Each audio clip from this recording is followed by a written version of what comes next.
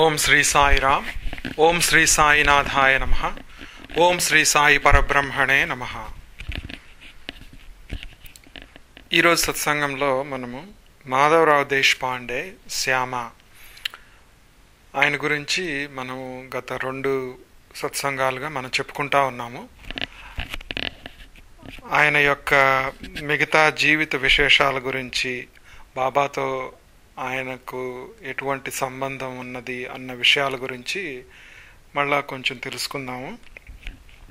ఈ రోజున ముఖ్యంగా గ్రంథ సేకరణ, బాబా ఆయనకు ఆ జ్ఞానాన్ని ఇవ్వటానికి ఎట్లా తపన పడ్డారు, తర్వాత ఒక రామదాసి సాధువు యొక్క కథని, తర్వాత బాబా మహాసమాధి తర్వాత శ్యామ గారి జీవితాన్ని, ఆ 3 అంశాలని ఈరోజు మనం పరిశీలిద్దాము.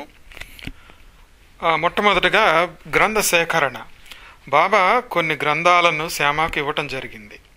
చాలామంది భక్తులు బాబా ఆశీర్వాదం కోసం కొన్ని గ్రంథాలను తెస్తూ ఉండేవాళ్ళు కదా. బాబా చాలా వరకు వారి గ్రంథాలు వారికే ఇచ్చేవాళ్ళు. కొన్నిసార్లు ఒకళ్ళు తెచ్చినటువంటి గ్రంథాలు ఇంకొకళ్ళకి ఇస్తూ ఉండేవాళ్ళు. బాబా సర్వజ్ఞులు, మనము ఏమి ఎప్పుడు చదవాలో ఆయనకు బాగా తెలుసు. అట్లా తెచ్చిన వాటిలో కొన్నింటిని శ్యామకి ఇచ్చేవాడు. ఇచ్చి వాటిని జాగ్రత్తగా భద్రపరచమని చెప్పి శ్యామకి చెప్పేవారు. షిరిడి పవిత్ర క్షేత్రానికి దేశ దేశాల నుండి భక్తులు వచ్చి ఇక్కడ కలిసి జ్ఞానయజ్ఞం చేస్తారు. అప్పుడు ఈ గ్రంథాలు అవసరం అవుతాయి. నేను నా ధామానికి వెళ్ళిపోయాక శ్యామ దీనిని తీసి చూపుతాడు. ఈ గ్రంథాలు నా ప్రతిరూపాలు అవుతాయి. పరమ పావనమైన ఈ గ్రంథాలు షిరిడీలో కానీ ఇతర ప్రదేశాలలో కానీ చదివితే బాబా గుర్తుకు వస్తారు. పుస్తకాల సంగ్రహణ కారణం ఇదే అయి ఉంటుందని చెప్పేసి హేమత్ పంత్ సాయి సచ్చరితల్లో రాశారన్నమాట. బాబా శ్యామకు ఇచ్చినటువంటి గ్రంథాలు ఏమిటి అని మనం పరిశీలిస్తే వాటిల్లో ముఖ్యమైనవి ఏంటంటే విష్ణు సహస్రనామము, ఏకనాథ్ భాగవతము, వివేక సింధు, పంచరత్న గీత, సంతలీలామృతము, భక్తలీలామృతము, దశావతార స్తోత్రాలు, దశావతార చిత్రాలు, ఇట్లాంటివి బాబా ఇవ్వటం జరిగిందనమాట శ్యామకి. సరే, ఇప్పుడు విష్ణు సహస్రనామము, రామదాసి సాధువు కథ, దాని నుంచి మనం ఏమి నేర్చుకోవచ్చు అనేది చూద్దాము. బాబా లీలని ఒక్కసారి మనం పరిశీలిద్దాం. శ్యామకు బాబాపై అపరిమితమైనటువంటి భక్తి ఉన్నట్లే బాబాకు కూడా శ్యామపై అత్యంత ప్రేమ ఉండేది.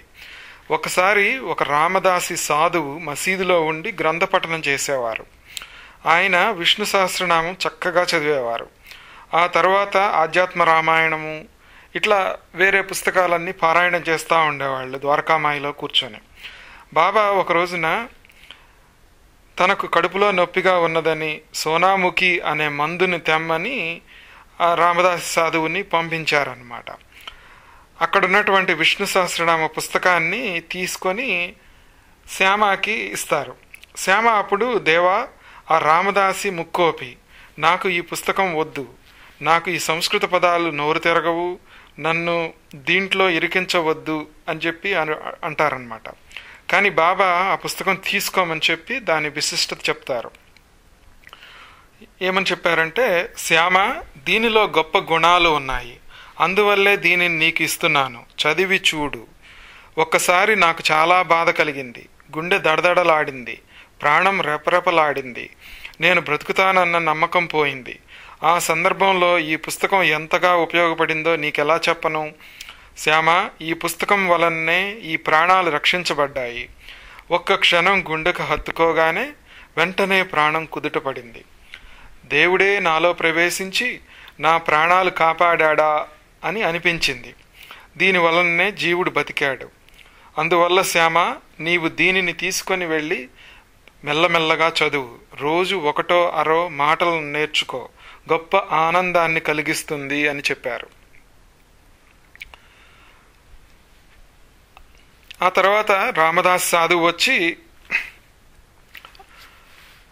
వేరే వాళ్ళ ద్వారా అక్కడ ఉన్నటువంటి అన్నా చించనీకర్ ద్వారా జరిగిన సంగతి తెలుసుకొని శ్యామపై విరుచుకుపడతాడనమాట. నువ్వు ఒక పథకం ప్రకారం ఈ పుస్తకం కొట్టేశావు, నా పుస్తకం నాకు ఇవ్వకపోతే నీ ఎదుటే తలబద్దలు కొట్టుకొని రక్తం చిందిస్తాను. మాధవరావు ఎన్నో విధాలుగా నచ్చజెప్పినా కానీ రామదాస్ శాంతించలేదన్నమాట. అప్పుడు శ్యామ చాలా శాంతంగా, నేను కపటినని నాపై నిందవేయకు, వృధాగా నాకు దోషాన్ని అంటకట్టకు. ఆ పుస్తకం విశేషమేమిటి? అది ఎక్కడా లభించదా? నీ పుస్తకానికి రత్నాలు పొదిగారా లేక బంగారం తొడిగారా? బాబా పైన కూడా నీకు విశ్వాసం లేదు, ఇది సిగ్గుపడవలసిన విషయము అని అన్నారనమాట. అప్పుడు బాబా రామదాస్ సాధువుని చూసి ఈ విధంగా అన్నారు. ఎందుకంటే రామదాస్ సాధువు ఇంకా ఆ విషయాన్ని మర్చిపోలేకపోతుంటే బాబానే కల్పించుకొని ఇట్లా చెప్పటం మొదలుపెట్టారు. రామదాసు, ఇప్పుడు ఏం మునిగిపోయింది? అనవసరంగా ఎందుకు బాధపడుతున్నావు? శ్యామ మన కుర్రవాడే కదా, నీవు ఊరికే ఎందుకు నరాలు తెంచుకుంటున్నావు? వృధాగా ఎందుకింత కష్టపడుతున్నావు? ప్రపంచానికి తమాషా చూపిస్తున్నావు? ఎందుకిలా కయ్యానికి కాలు దువ్వుతున్నావు? చక్కగా మంచిగా మాట్లాడరాదు? ఈ పుస్తకాలను నిరంతరం చదువుతావు, అయినా నీ అంతఃకరణం ఇంకా శుద్ధి కాలేదు. నీవు ఎటువంటి రామదాసు అయ్యా? నీకు అన్నింటి యందు అనాసక్తి ఉండాలి, కానీ నీకు పుస్తకం పైనే వ్యామోహం పోలేదు. రామదాసుకు మమత ఉండరాదు, సమత ఉండాలి. దానినే నేను నీకు చెప్పదలుచుకున్నాను.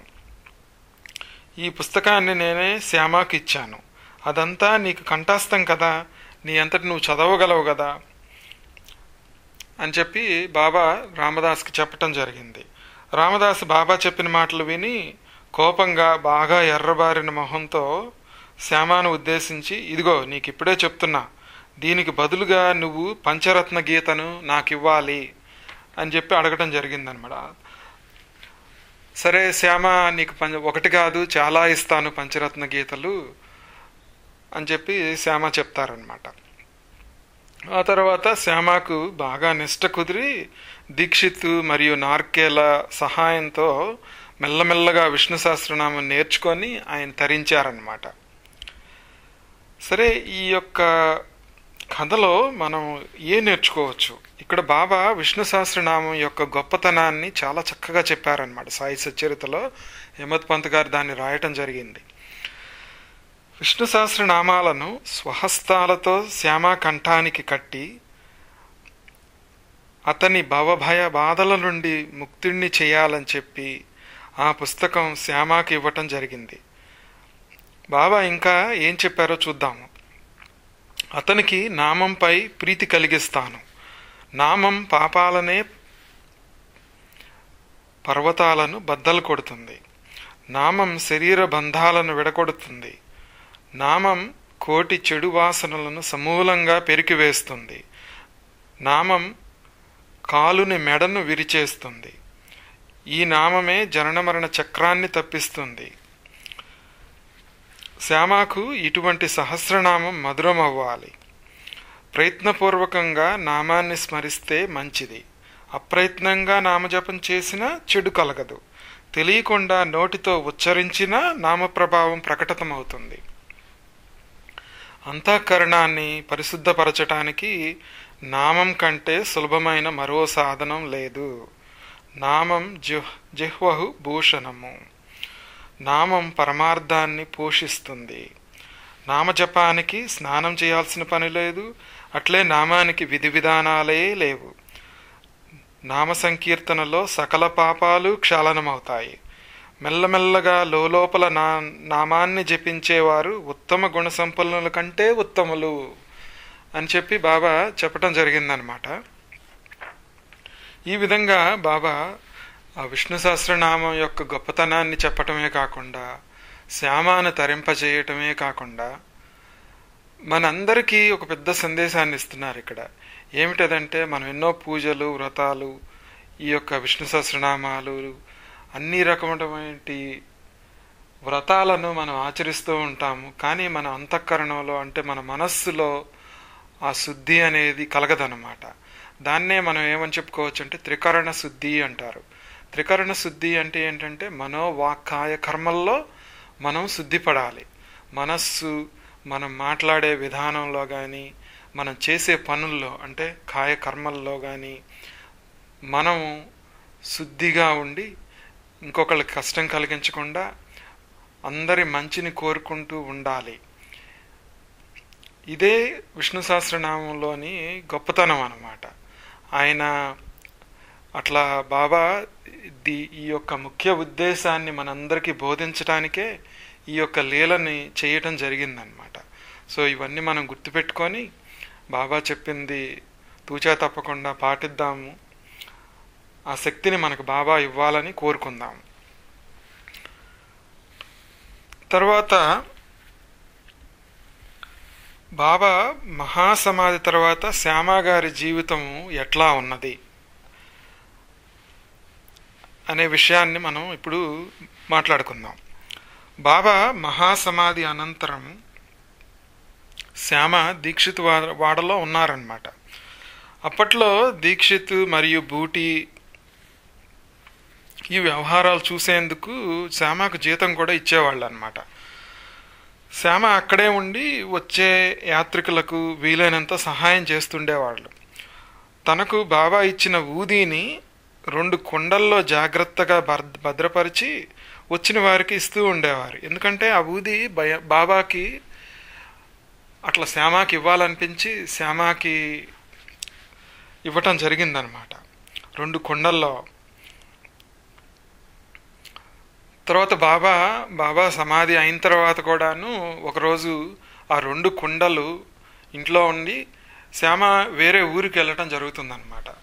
అప్పుడు బాబా తనకి కల్లో కనిపించి, శ్యామ నువ్వు తొందరగా ఇంటికి వెళ్ళకపోతే ఆ 2 కుండల్లోని బూడిద మాయమైపోతుంది అని చెప్తే వెంటనే పరుగున శ్యామ ఇంటికి రావటం జరుగుతుంది.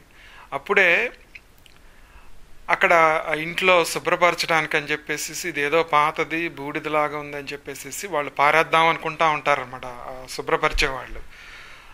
సమయానికి శ్యామ వచ్చి ఆ 2 కుండలను జాగ్రత్తగా దాచిపెట్టుకొని మళ్ళా ఇంకెప్పుడు అట్లాంటి తప్పిదం జరగకుండా చూసుకున్నాడు అనమాట.